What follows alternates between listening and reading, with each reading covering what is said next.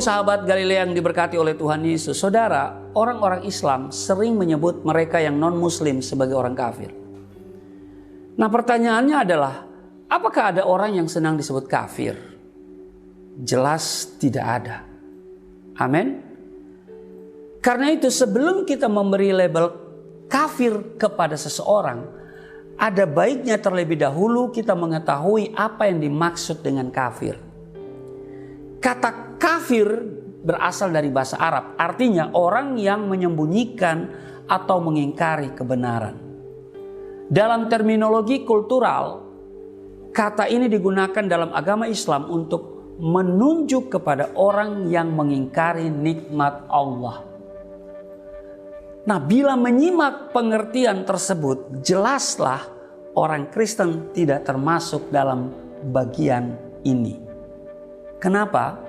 Karena orang Kristen tidak menyembunyikan atau mengingkari kebenaran Allah. Apakah Allah yang memberi label ini kepada golongan manusia tertentu? Menurut firman Allah, semua manusia yang ada di dunia ini diciptakan oleh Allah yang sama. Sehingga Tuhan yang menciptakan orang Islam adalah Tuhan yang sama yang menciptakan orang Buddha, orang Kristen, orang Hindu, bahkan ateis sekalipun.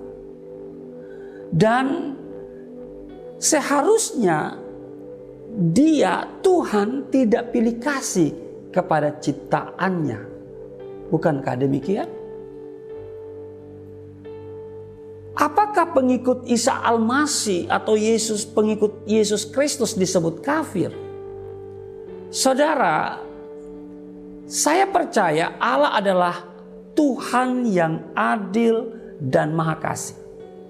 Amin. Sehingga walaupun seseorang melanggar hukumnya, ia tetap mengasihinya. Karena Allah adalah Rahman dan Rahim. Tapi juga Allah adalah sumber dari segala kasih.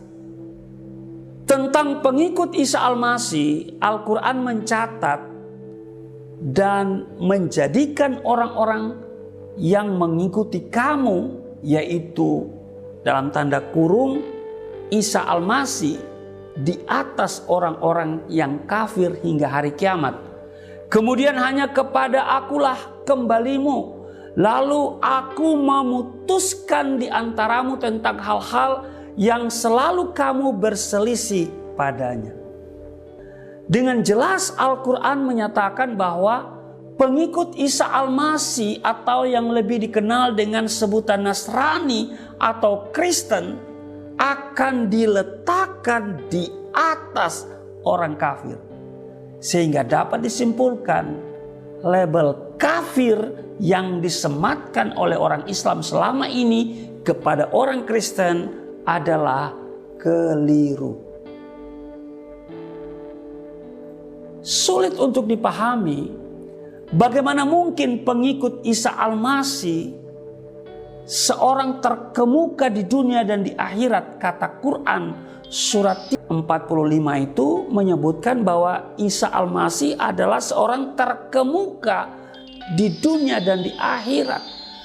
Karena itu bagi saya sulit untuk dipahami bagaimana mungkin pengikut Isa Al-Masih itu dapat disebut kafir.